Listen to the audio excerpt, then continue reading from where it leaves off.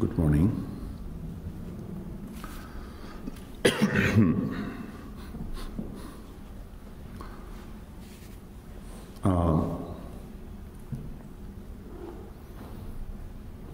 Today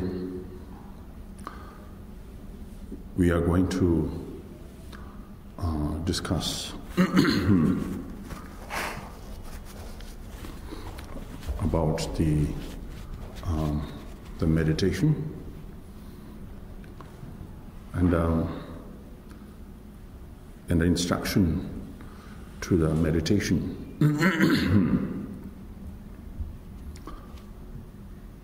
As a Buddhist practitioner, I would like to remind you to the generate bodhicitta, compassion, loving kindness, in order to benefit all sentient beings. Therefore, we are here to study the meditation, to contemplate meditation, and to meditate on the subject of meditation. This is very important for the Buddhists, particularly for the Mahayana practitioners. And we all know this is very important. In the past, the great masters highly recommended for the practitioners to be cultivated and generated the compassion, the loving kindness.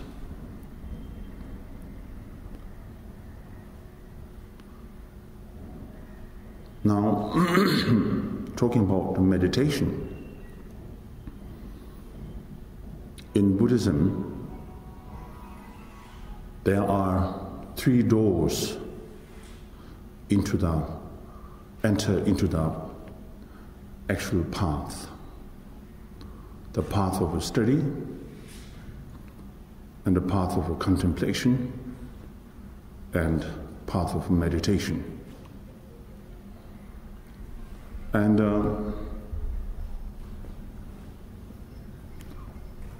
talking about the meditation in general or in particular, it is very common, it's nothing special. Some of you may have expectation for meditation that gives you a special strength or the power that you need to be carried on, like making particular session, particular retreat, and a particular time for meditation, which is the wrong idea, according to the great masters in the past. Meditation is our daily life. Meditation is every aspect of our daily life. As a Buddhist, particularly as a practitioner who is looking for ultimate joy and ultimate liberation, then the meditation is the only bring you to that destination. In this perspective, the meditation is very helpful in our daily life. Of course, within the meditation, there are all sorts of like the techniques and the processes and the ways to getting into.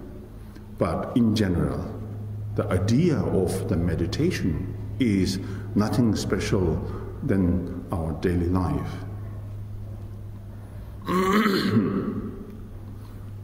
Concentration is a part of meditation. mindfulness is also part of a meditation.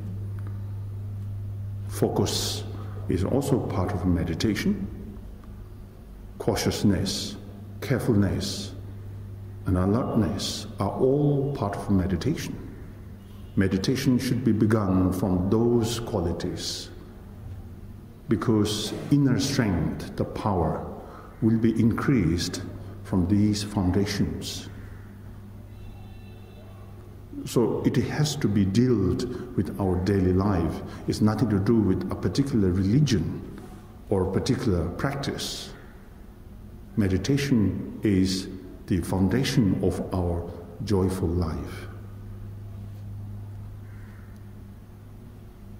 Lack of those qualities, we are going through difficulties, hardships, frustrations, fears, dissatisfactions, and etc. are all come from lack of meditation, lack of mental stability, lack of cautiousness, carefulness. The powerful mental distractions leads us to the problems, sorrow, pain, etc. So, talking about Mahamudra, Mahāti, the Madhyamika, all sorts of profound meditation instructions are available. But my idea is not that important to us for the time being. For us, the most crucial the practice is to be mindful. As a Shantideva's instruction in the Bodhisattva Chaya the mindfulness is the key point to the meditators. Lack of mindfulness, lack of cautiousness, we face all sorts of problems unexpectedly. Forget about teachings, forget about instructions from great masters. I myself cannot work with myself. I can't get rid of all these unwanted situations because I'm stuck there because of lack of meditation, lack of mental stability, and a lack of mindfulness. In the Theravada tradition, there are 3 trainings. I mean, in Buddhism, but Theravada emphasizes these 3 trainings, particularly. So the training of discipline first. Then the second is the training of the samadhi meditation or concentrative meditation. And number 3 is the training of wisdom. Number 1, talking about the training of morality, or morality sounds not so favorable. It's not really favorable sound. It's moral, something like forcefully let you do something, this and that. And you feel very much pressure that, oh, I have to do, I must do, otherwise I can't get out of these problems. So moral is a bit a heavy sound to me, but instead of that, like the discipline, the physical discipline, the verbal discipline, and the mental discipline. Discipline is very natural and is not that difficult if you are very aware of such. And so discipline is related to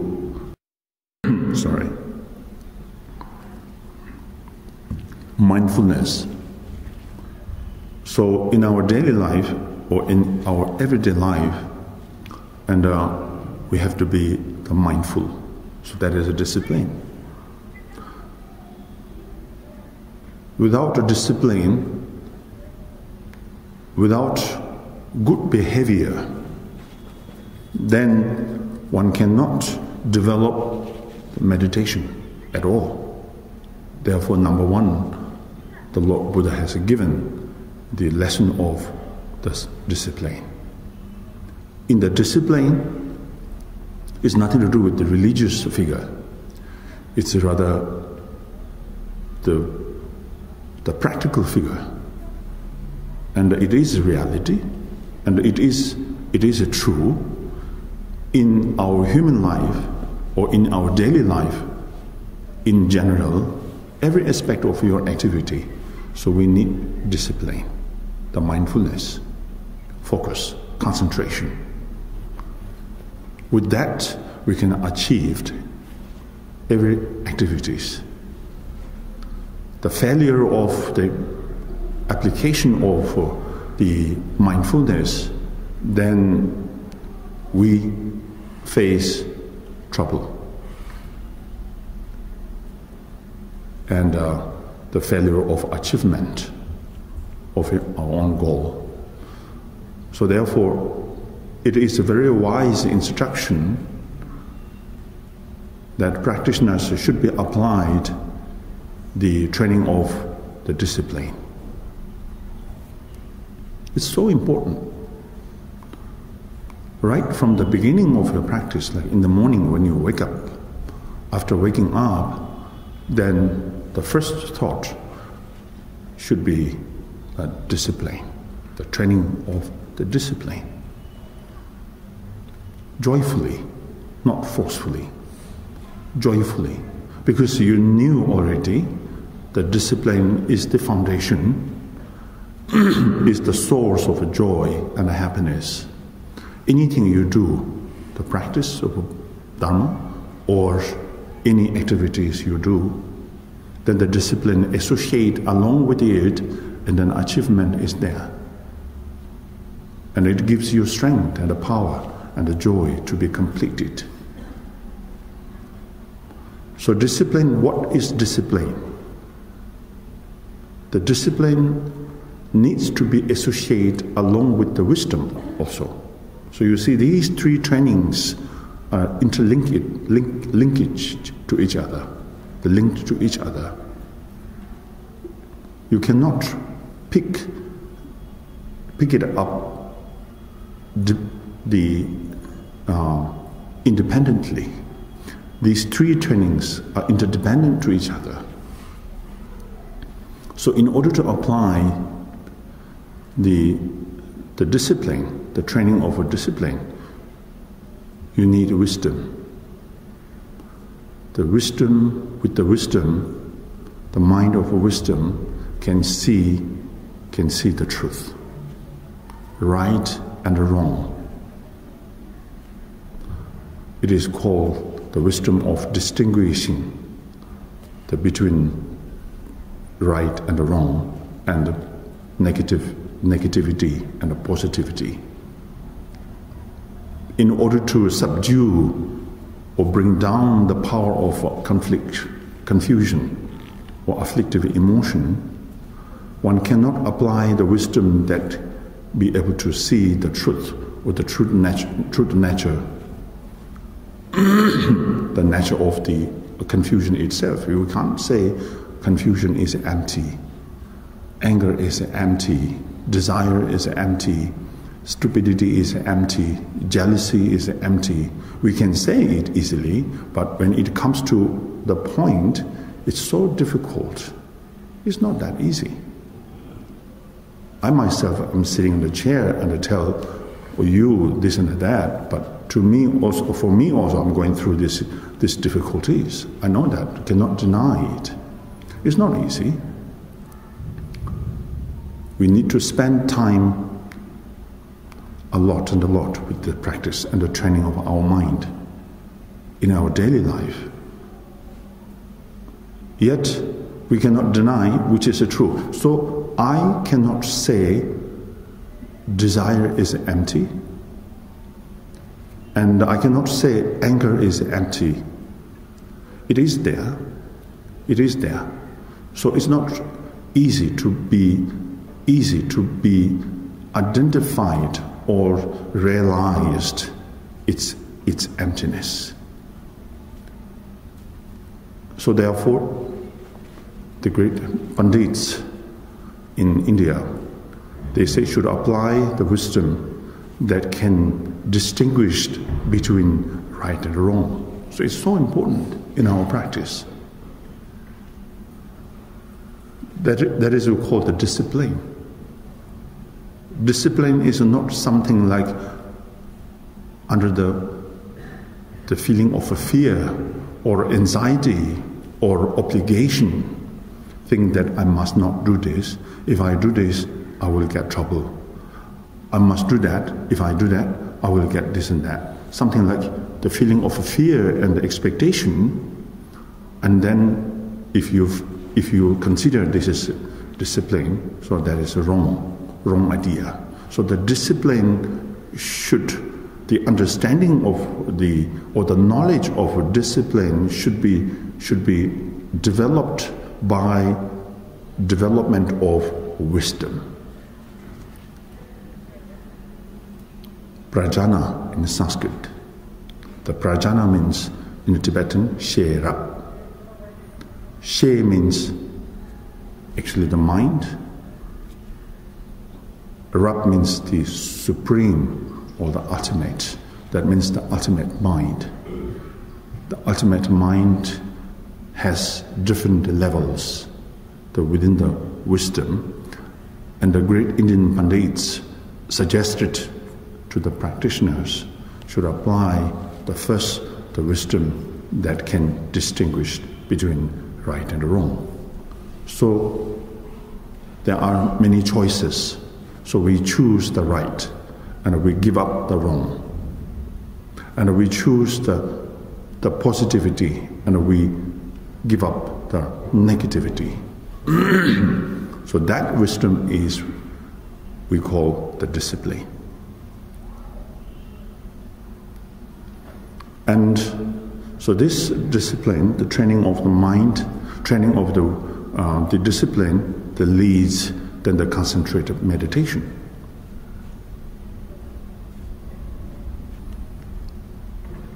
So concentrated meditation, the mind focusing on something. Development of the mental stability. Lack of this, then we fail to carry our practice, on and every day. We keep changing our practice.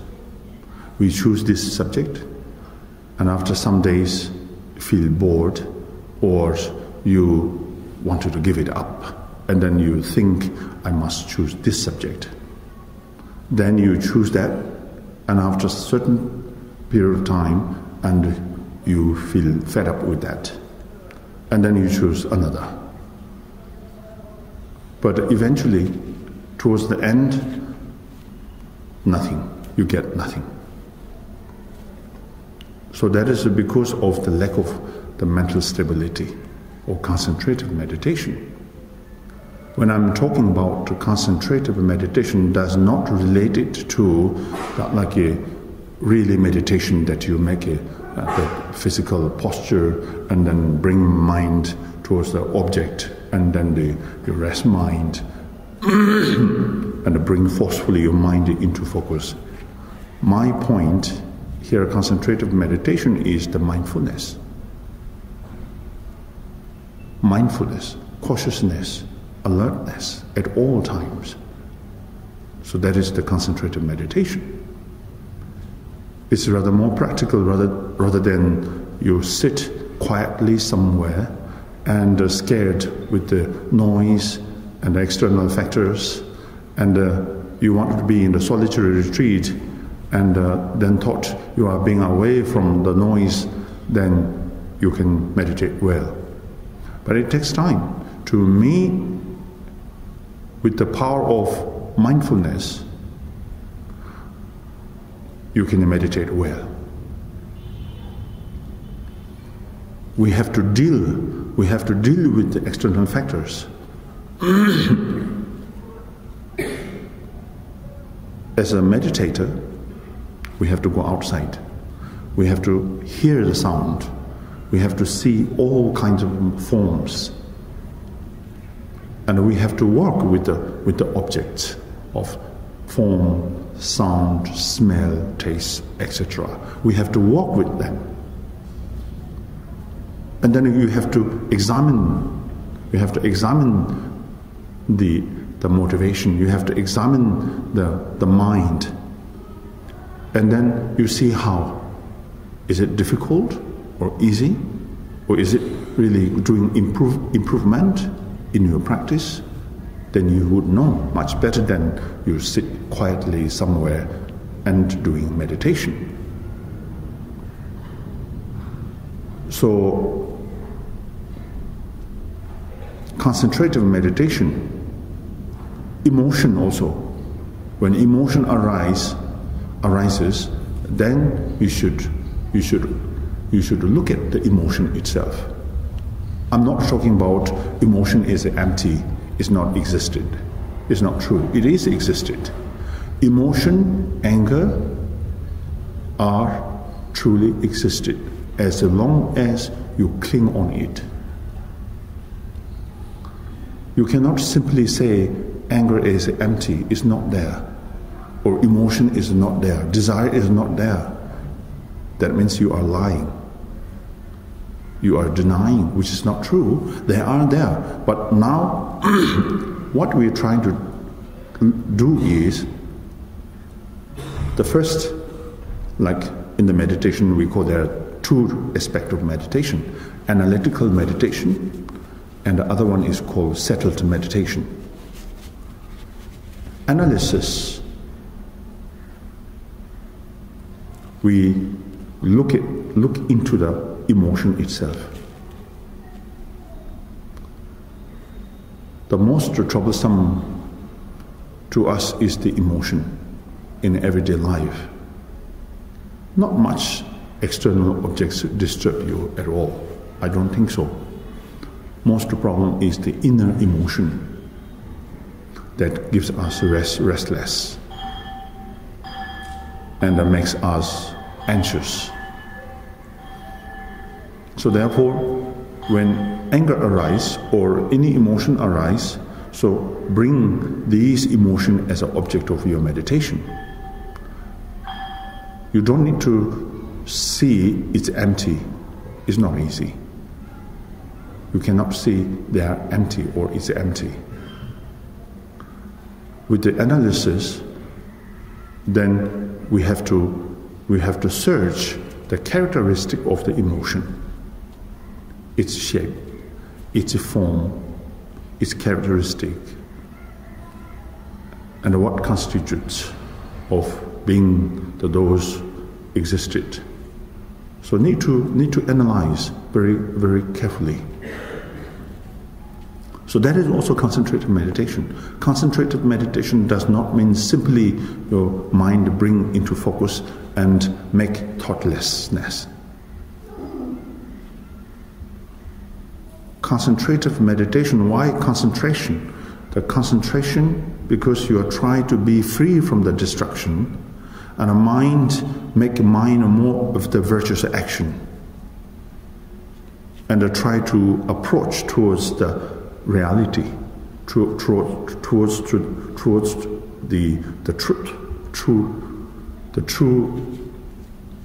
the fact.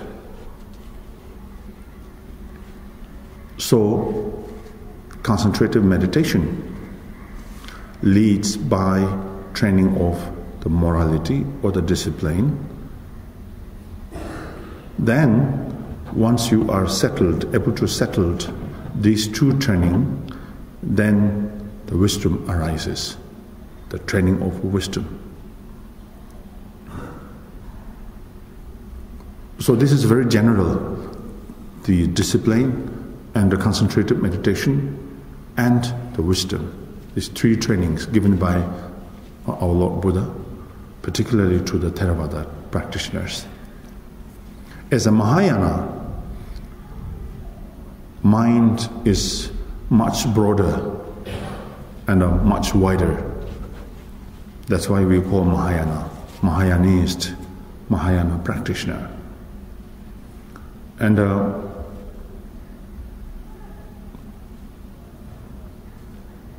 in the Mahayana practice, then the meditation, now why we need to meditate, we have to know why we do need meditation, why we need meditate. Because this mental distraction,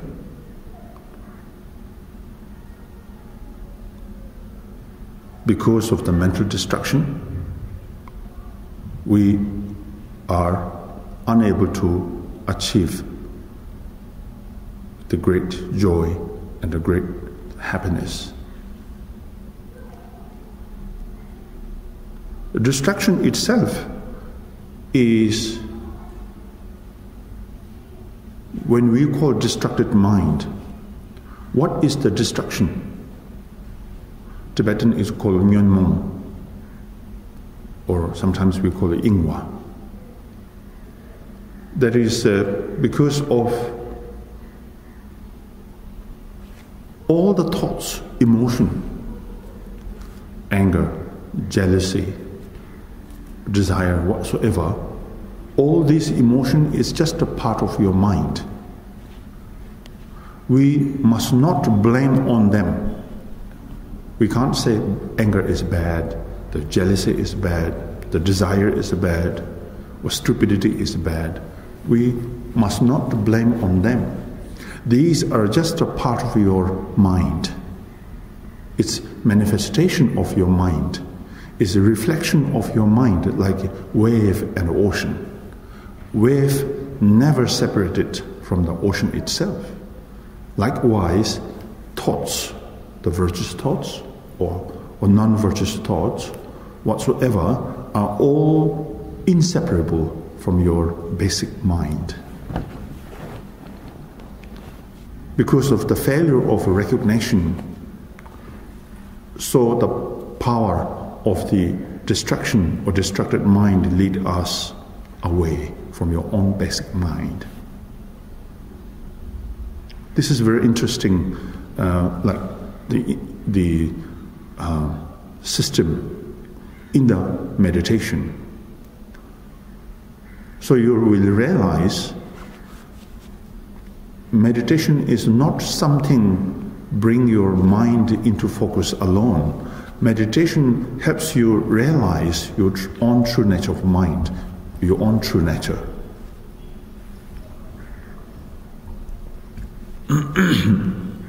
We lost in between. The projection seemingly existed anywhere. All our projection, mental projection, and we lost in the projection. Failure of recognition, the projections are no other than your own basic mind. It is just the manifestation of your mind, and you are failed to be recognized, the projections, as a part of your mind. You make separate the projection and basic mind. So projection, like object, then the mind, subject, make separate in between. So because of this, we are wandering in this samsara. Hopes, fears are all come from where? Come from the failure of recognition. All the projections are just a part of your basic mind. So meditation introduces you that all the projections are within our mind. If you realize it, then no longer you are the fool around by the external factors. For the time being, lack of mental stability, lack of meditation even a slightest matters of the external factors and fool you around, overwhelmed, and you lost your control because of the powerful projection, mental projection. When you are alone at home or in the cave or in the retreat place, it seems everything okay. You could tell yourself, say that, okay, I'm doing quite okay. Yeah? I'm doing okay because you are alone there, nobody disturb you. So you thought you are all right. But then when you are out of a retreat, with so many projections around you, then you lost your meditation. You see how powerful the external factors. Why they are powerful? Because you are still not completed or well trained your meditation. Because of our negative habitual tendencies from the beginning of the time is still there, profoundly there, and deeply rooted there. Your practice is very little. Your practice is very limited. Our habitual tendency is so profound, so deep, and so solidly there. So therefore, what I'm trying to tell you here is, not I'm telling you, but from the great master's instruction. So I'm here repeating, So the great master says, the meditator, great master of meditators says that we should carry on meditation in our everyday life. So we don't blame to anything. I don't blame you, and I don't blame on my confusion. I don't blame on my ego. I don't blame anything else. I just blame on the lack of mindfulness. I just blame on the lack of the mental stability. So all come from the lack of something. The qualities are existed within each and every one of us, but to bring it out is rather difficult because our study, our training, our practice is very limited. We carry on our practice when there is no problem. Seems everything is okay. Nobody accuse you, nobody abuse you, nobody attack you, nobody criticize you. Okay, I'm doing okay. Everybody is so nice to you. Everybody talks so beautiful about you. So then you think, oh yeah, I'm okay. I'm doing okay. But somebody accuse you, is that moment, are you still carrying your practice? Difficult. Somebody use harsh words to you, are you able to carry your practice? Compassion, patience, that moment? Difficult. So therefore we need an object, isn't it? We need an object. We need someone who accuses you if you really want to practice patience. And if anybody tells you sweet things and the good things, of course, you are okay. So you are doing quite okay. You can say, I'm bodhisattva, because I have no anger. Nobody irritates you, so you think that I'm okay, I'm bodhisattva. But if somebody irritates you, at that moment, then you will know, are you bodhisattva or not? So therefore, as a duty, our duty is not looking for others' fault and a mistake. Our duty is to looking for my own fault and a mistake. Because I'm practitioner, I'm meditator, I'm practitioner.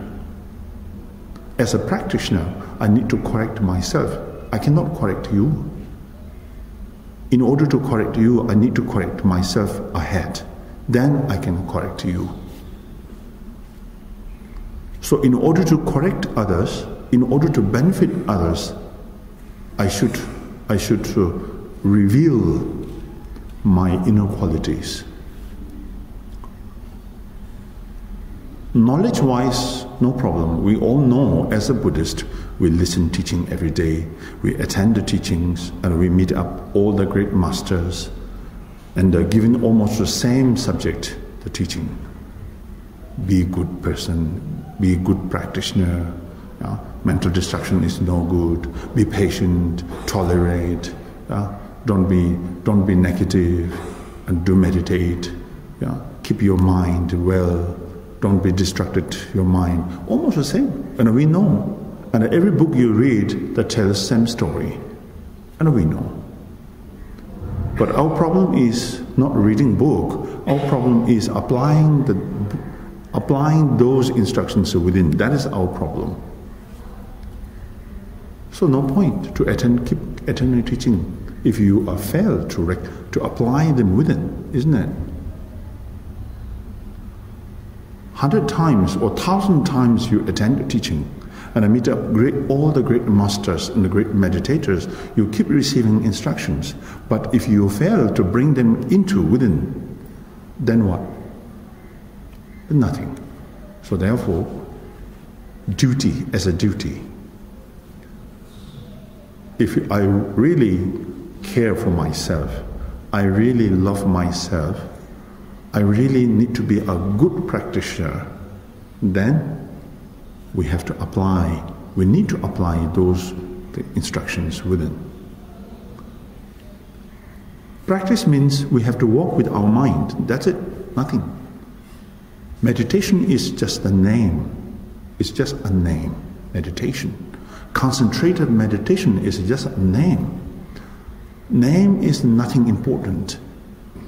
The important is to work with it, to work with our mind, to work with our emotion, to work with our confusion. We have to work very eagerly, very urgently. Just sit there quietly and say that I'm generating bodhicitta, compassion, loving kindness towards all sentient beings is not enough.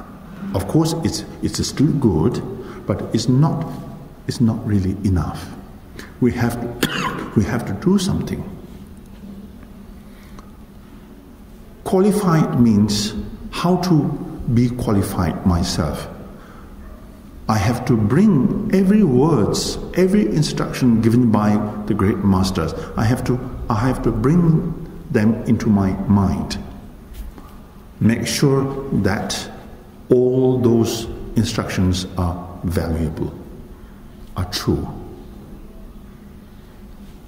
Then I can help others, then I can benefit others. So the experience from the meditation means that we need to apply within it. Otherwise, where you can get the experience. Experience of the meditation means that we have to do a meditation in every day, right? In every day. No matter whether you are alone or whether you are with the people or whatsoever. So we need to apply. So Mahamudra talks about all phenomena are just the mental projection. Mahāti also says same thing. The Madhyamika tells all phenomena are emptiness. Nothing is truly existed. You know? That's true. But in order to reach that level, the first our duty or responsibility is to make mental stability. It's so important. Without mental stability, we cannot develop any other qualities of the mind, like compassion. It's not easy. We can't simply say, oh, pity, right? No. Compassion needs wisdom. Loving kindness needs wisdom. Even the practice of the impermanence and also need the wisdom. Without wisdom, any of those qualities cannot be developed or cultivated. So therefore, meditation Because many of us, sometimes we think that meditation, when we talk about meditation, okay, meditation, just sit quietly with the seven, the Vairocana postures, and then, just make thoughtless, rest.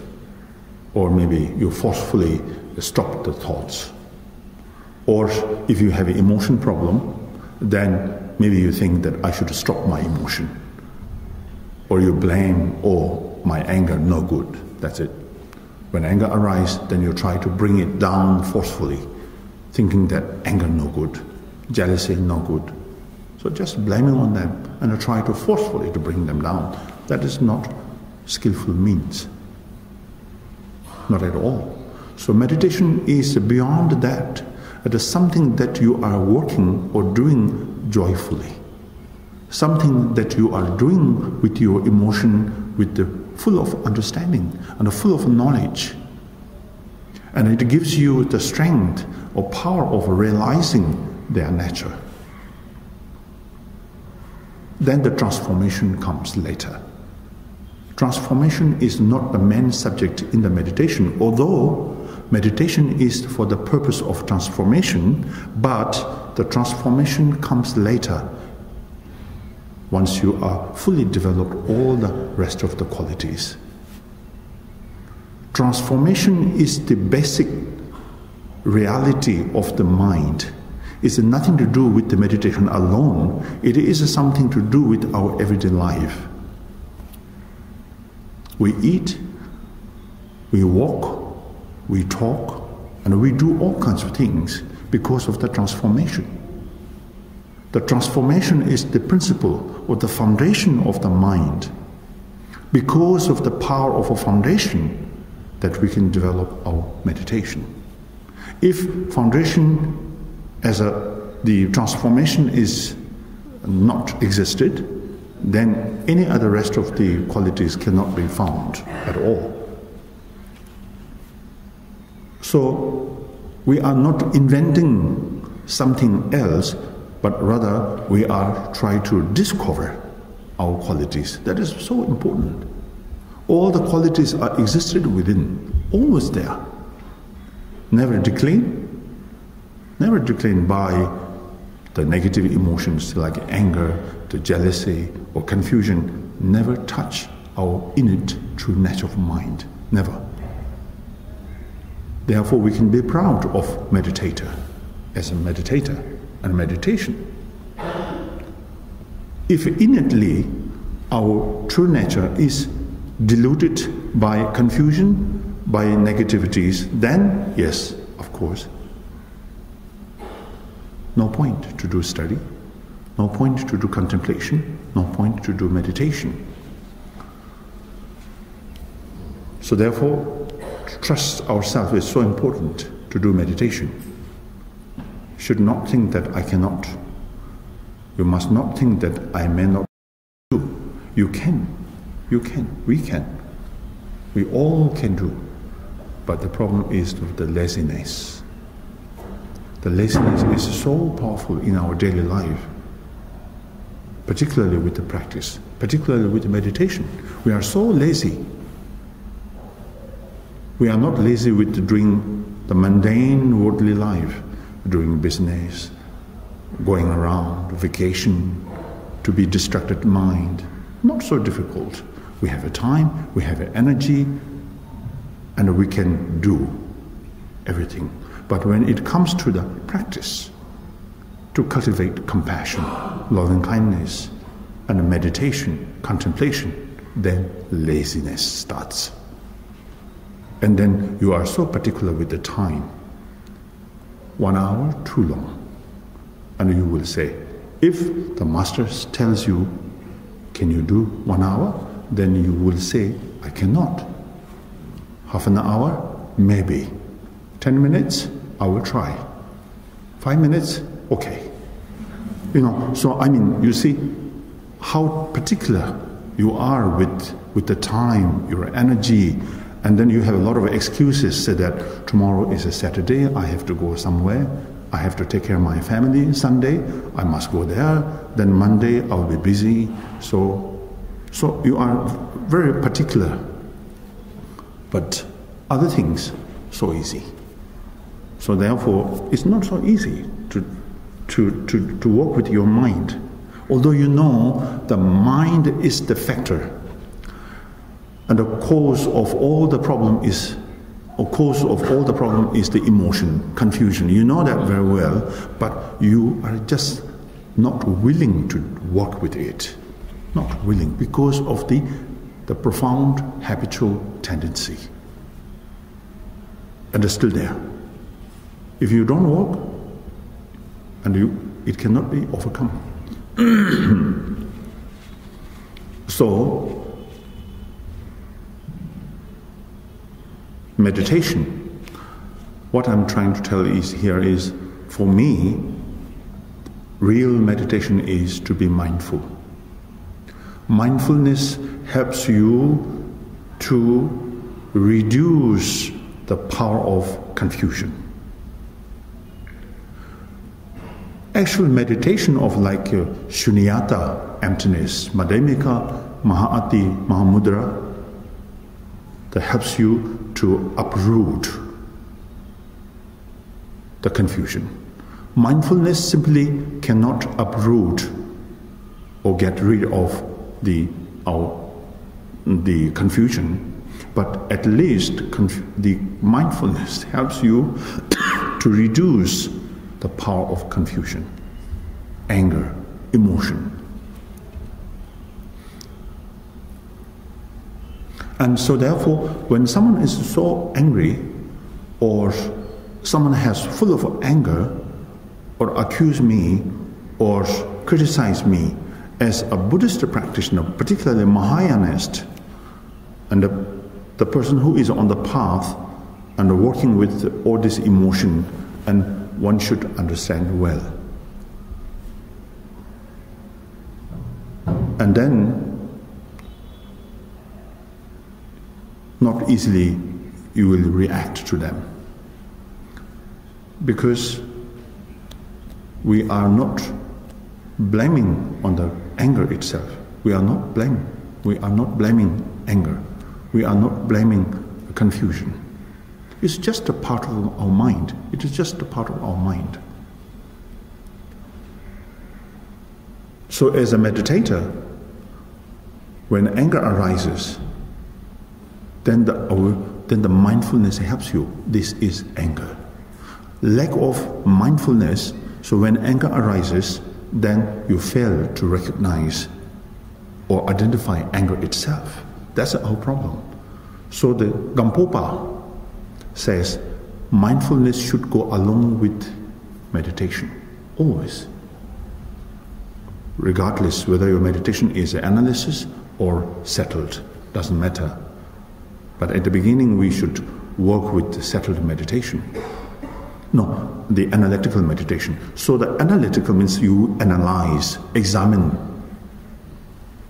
So Kadamba masters give us instruction, very interesting instruction. When external factor makes you anger, then the first application is recognition of anger. We can't say anger is empty. It will not work for you at all.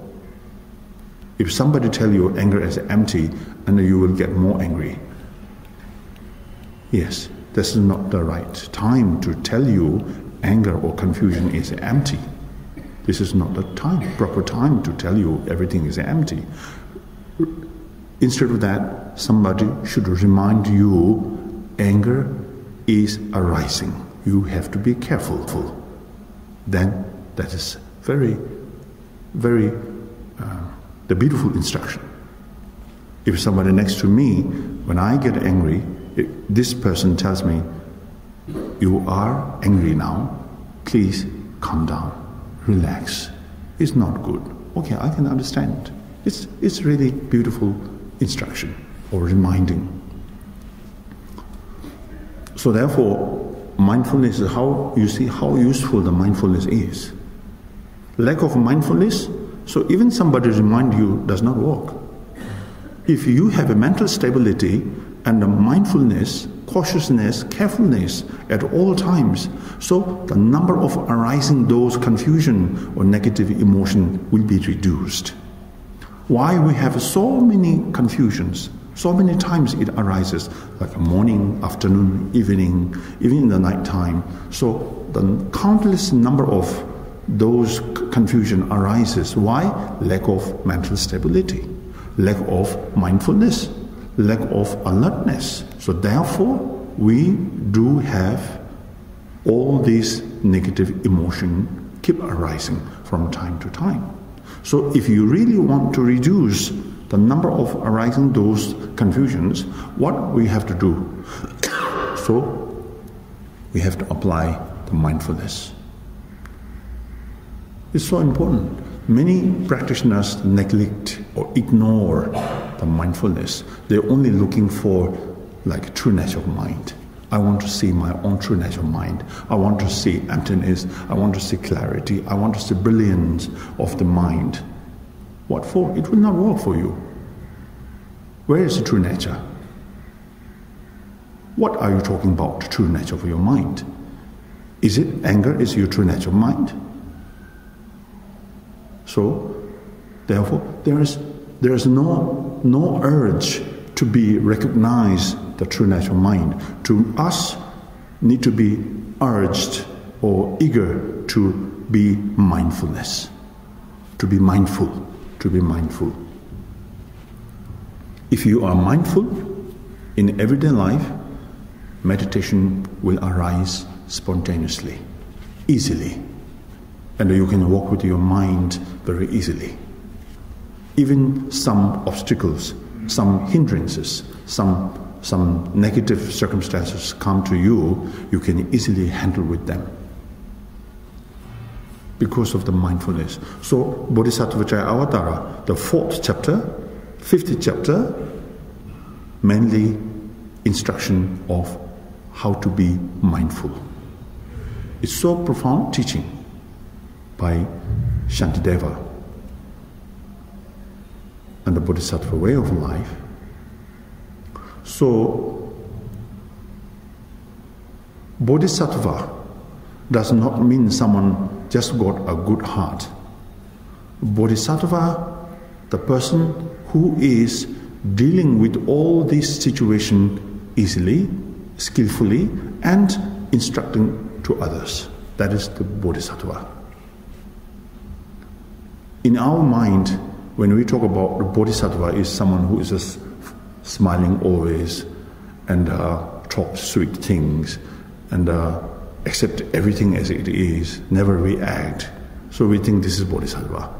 It's too cheap, isn't it? No, the Bodhisattva is the person who has the full of wisdom. They realize such and experienced fully, completely, and tells this to others without any mistake and confidently. So that is we call the Bodhisattva. So I'm not going into like different stages of the meditation, like in shamatha meditation. There are all sorts of things. Of course, many of you might be heard of these. You know, so 9 stages, and sometimes there is 5 stages, and then with the objectless, and the essence of meditation. These are very common. It's not so difficult. To us, most difficult is the foundation of the shamatha meditation, the foundation of the vipassana, the foundation of the general meditation. Many of lack of such knowledge, and we straight go into the meditation, but failed. And we do receive all kind of instructions of the meditation, but fail. Why we fail? Because we have been failed to recognize the principle, the foundation of the meditation. That is the mindfulness. Very little practitioners tell this subject, mindfulness. Of course they tell mindfulness, but different aspect. So we follow the instruction of the Shantideva. So therefore, Shantideva says, actual meditation is the mindfulness for the practitioners. In the sutra, Buddha gave example. Half moon is the source of the full moon. So without half moon, there is no the full moon. Likewise, there is no Theravada, then no Mahayana. No Mahayana Bodhisattvas, then no Buddha. Given such example by Buddha, which means the mindfulness is the actual meditation. Without mindfulness, then we cannot develop any other meditation. So,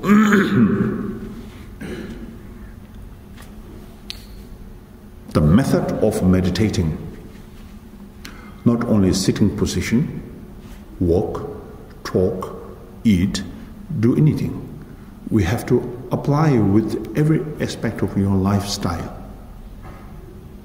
You can do meditation while you are driving, you can do meditation while you are eating, and you can do meditation while you are talking to people, and you can do meditation while you are sleeping. And all kinds of things. So therefore, nothing. There is a life which is not associated along with the meditation.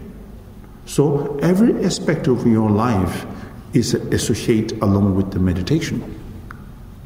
It's so beautiful.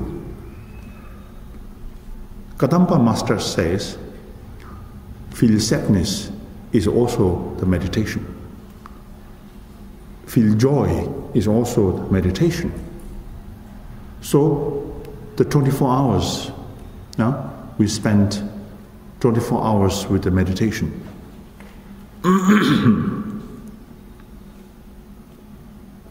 Our problem is when you attend the teaching and the great masters give teaching talking about meditation and you listen, seems everything okay and you feel that you can do that. But the problem is when you go outside, then you fail to apply them. Not you, we all. So that's a problem. Teaching, when you are in the teaching, yes, seems everything okay. But when you are alone, then difficult, because you forgot the teachings that time. So, importance of the practice of meditation today, we need to deal with the situation instead of sitting quietly inside a room or inside somewhere. It's so slow and not so effective. Effectiveness comes from dealing with the situation and the circumstance. Like Shantideva himself and Jawa Lorepa from the Dubakaju masters. And he says, my great test is when someone in front of me and criticize me. So this is the great teaching to me, he says, Jawa Lorepa. Somebody accuse you, somebody criticize you in front of people. He said, that moment is the greatest teaching to me. When you sit on a throne, everybody sit on the floor and face you and then do prostrations and respect you. And he said, seems everything okay. So therefore, as a practitioner, what we need is, we need to prove something. Not simply saying meditation is important, practice is important, doing this and that is important, but we have to prove, right? We have to prove, I have to prove myself. Ishidoji, the great master of Kadampa, he says, when you are alone, to place your palms on your chest and to think over. If you think your mind is really, doing according to the teaching, according to the instruction, then he said you can be proud of practitioner. So this shows I myself is the witness, not others. I have to be witness to my practice. And we all know anger is no good, confusion is no good, jealousy is no good as a practitioner. And some, even the non-religious thinkers, they know anger is not good. And we as a practitioner, particularly Mahayana, we have taken Bodhisattva vow and committed a lot of things. So we know everything. But the problem comes from lack of application. Application is so important. Gampopa says, listening, contemplation, meditation, these three walk together. That is the excellent practitioner, he said, Gampopa says. So we have to bring them together. We hear teachings and then bring it in and walk with it. So that is the best practitioner. So, focus, chosen object, to us is emotion. In the teachings of meditation, to bring your mind focus on like object of image of the Buddha, or image of the syllable letter, or image of the mandala, or even it's a pure or impure object like a flower, or glass, table, etc. These are just a method to bring your mind into focus, but it takes longer time. It takes longer time. To my understanding and great master's teaching, emotion is the best object. Best. If I have a problem with the anger, then I should bring anger is the object of my meditation. Because I have to work with the anger. I know myself, if I don't work with the anger, I cannot get rid of this problem. And I cannot overcome my problems. Because my problem is always anger. And I cannot push down anger forcefully at all. Even you push, anger is still there. So need to work with the anger, bring anger as a friend. Yeah. So I have to be nice to the anger, understanding anger, know its nature, and I have to pay attention with the anger, right? Attentively, I have to walk with the anger. If I do that slowly and gradually and unceasingly, then slowly anger will not disturb me. Now anger disturbs me because I have a lack of attention. And I'm just letting anger do whatever anger lies. Anger, I allow anger do whatever anger likes from the beginningless of time. So now I will not let anger do what anger likes to do. Instead of that, I should bring anger, and I should spy after anger, and I should look into the matter of anger, and where does it come from, where does it locate, and how does it function. So all sorts of reasoning, so I have to find out in order to realize the nature of the anger. Likewise, any other disturbing emotion, or afflictive emotion, or affliction, whatever you call, it's not useful keep saying anger no good, desire no good, this will disturb you, these are disturbing me. You blame on that, you feel bad with those confusions, will not be useful. Instead of that, we have to work. We have to work with the anger. In the Mahamudra teaching, in the Mahāti teaching, the anger is just a part of your pure your basic mind, it just arises like it is. But at the same time, in order to realize your true nature of mind or your basic nature of mind, through the emotions, through the anger, through the thoughts, without the thoughts, without confusion, without those afflictions, one cannot discover your basic mind. So we need it. We need confusion, we need anger, we need all these affliction or afflictive emotion. We need it. Without these objects, one cannot discover the true nature of your mind.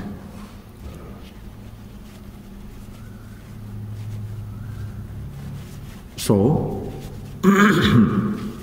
we appreciate with the anger. We appreciate our confusion. We appreciate those afflictions. Why I'm saying appreciate? Because realized or understood that without those thoughts, one cannot realize my own true nature of mind. But at the same time, we have to be very mindful, very careful when those thoughts arise. Those thoughts are so if you are able to catch up, if you are not lost in the projection. Problem comes from we lost in the projection. Mind turns outward and is seeing all kinds of things, and you lost your control because the emotion arises. When emotion arises, you lost your control and you are unable to catch yourself. I have to catch myself at that moment. Everything in our daily life missing, lost, failed. Everything comes from where? Come from the failure of the catching myself. So, when thoughts arise, I have to appreciate, but at the same time, I have to remember those great, the precious instructions, and that I should apply. I should realize, I should know, and I should search, I should find out. So our study means you study with your own emotion, not the reading books or notes or the texts. Will not work. You memorize the text, root text, and you read the commentaries,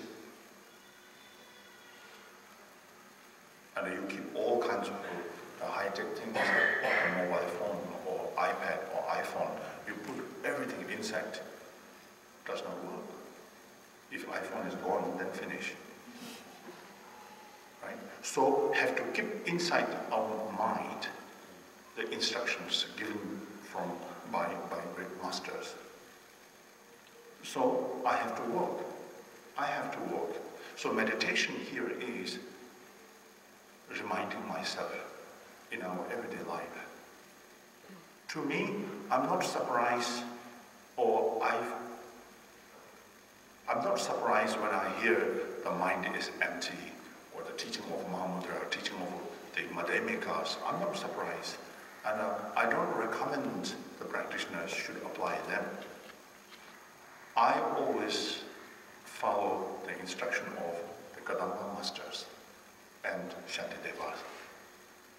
So everything should be begun from the basic knowledge and the basic quality. That is the mindfulness, mental stability, reminding myself, be cautiousness, be careful, be cautious. That is our fundamental, the quality, the fundamental source of quality.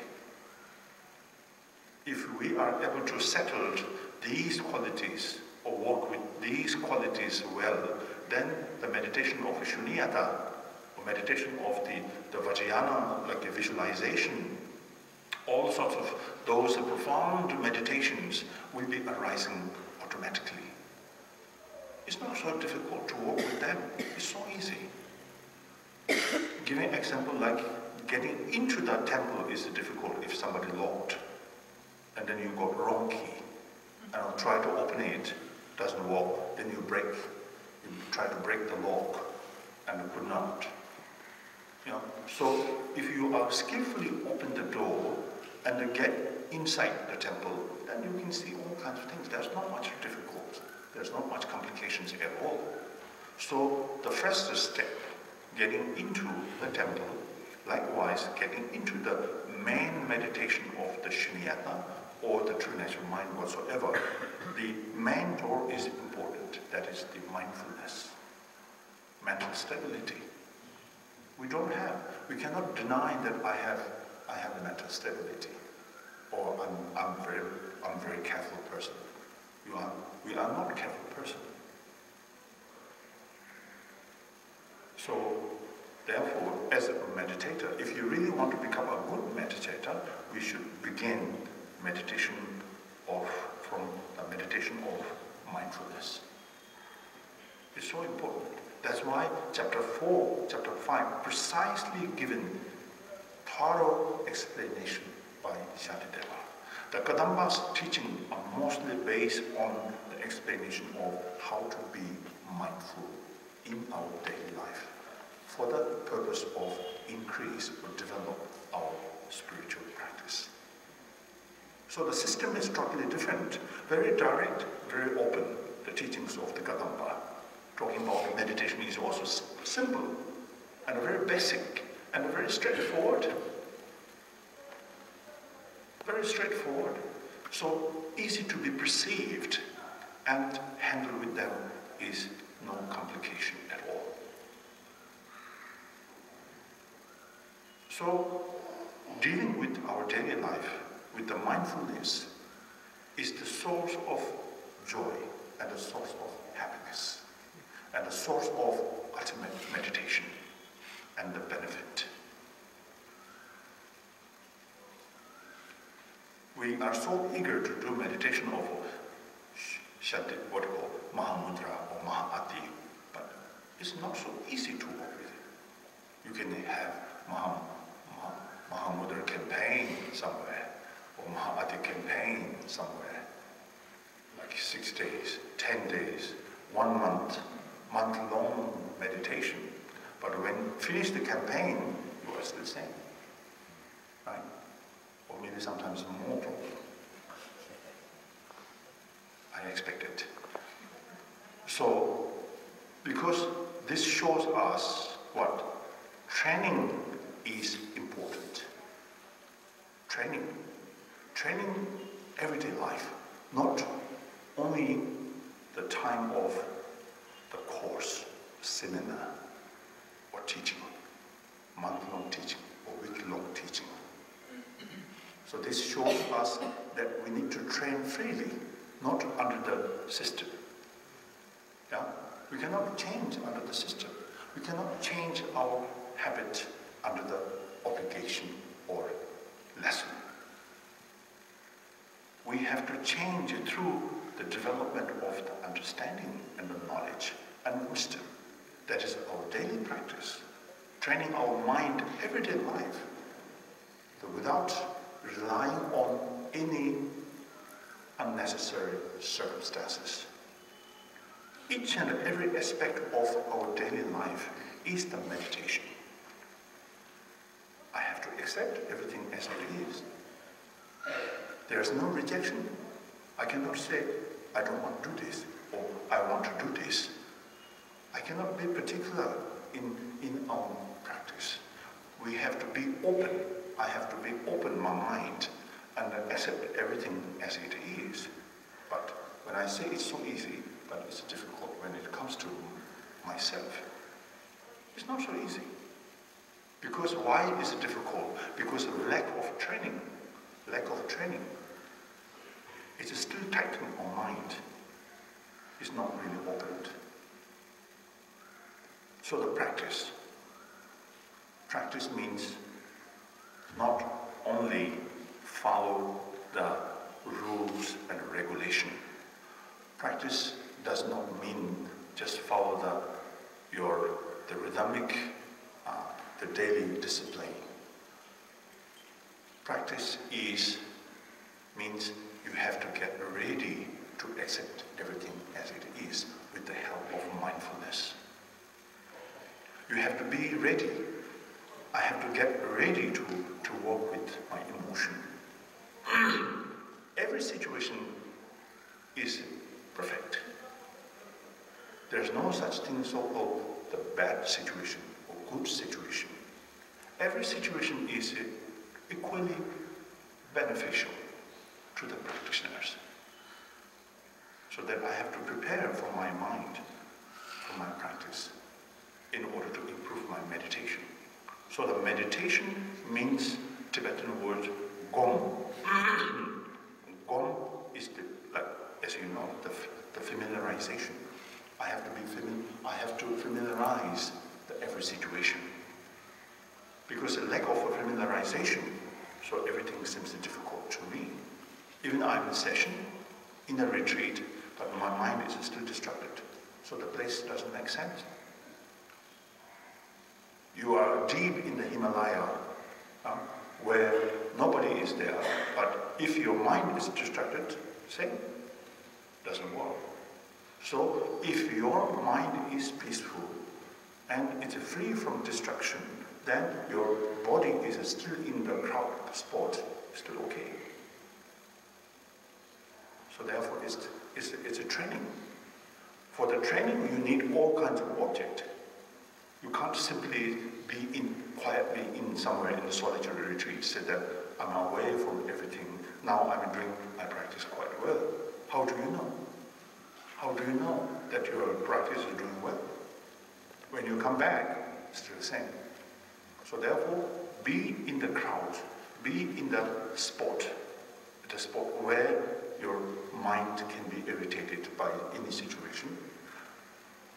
There, if your mind calm, tame, tranquilized, then okay. This means your practice is doing quite well. So therefore, in everyday life, as a meditator, we need all kinds of situations. So I'm not recommending you to go to retreat. I recommend you be at the noise spot. Be with the people, be with the situation, and see how. And then there you have to know. Otherwise, you would not know how much improvement you have made in your practice. So therefore, I here precisely to remind you, meditation is mental stability. Meditation is mindfulness. Meditation is the cautiousness, carefulness with your practice. Meditation is not something that you are trying to look into the nature of your mind. Yeah, I could sit here and look at my true nature of mind. So what does it work? So it really doesn't work. This is not for us the time for looking into the nature of mind. For us here, the importance of the meditation is to settle our mind. Get ready, go into the main meditation. It doesn't take long if you are really get ready. So we need everyday life with every situation within your family or your relatives or strangers. So whatever community that you are in doesn't really matter. You should consider all these are as an object of your meditation and your practice. Dealing with the emotion is not so easy, right? So we have to analyze the emotion itself. We have to analyze the anger, confusion, everything. For this, we need object. With the help of object, then deal with our emotion. Then the wisdom will define. So this morning we talk about the general idea of the meditation, which is here I precisely tell you the mindfulness is to me the foundation of the meditation, not the meditation of Mahamudra or Mahati at all. So, as a Kadamba's master's teaching, so the mindfulness is the profound meditation, because lack of this, then one cannot get into the actual meditation of the Shunyata or Madhyamika whatsoever. So the profundity of the meditation, we need to apply the mindfulness. So mindfulness is the foundation. From there, then the training of the discipline, then the training of the samadhi, concentrated meditation, and then the training of the wisdom. All these three arise from the mental stability, from the mindfulness. So that's what I want to let you know. The basic understanding or the knowledge of the meditation is the mindfulness. So we will do meditation for a few minutes. The meditation of the mindfulness.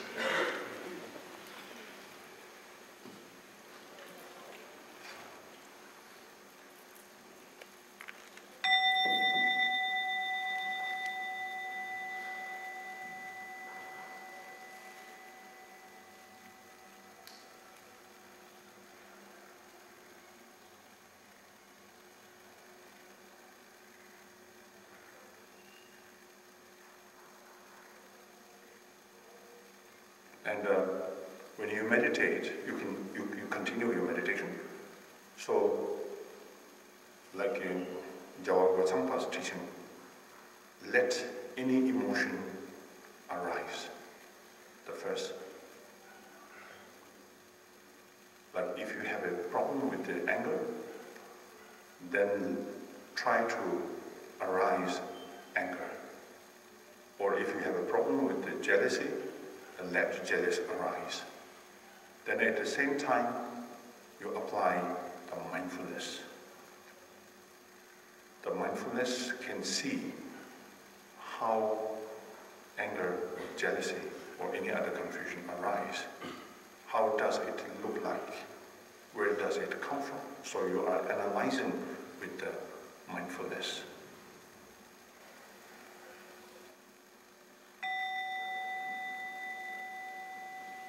So that's all for this morning.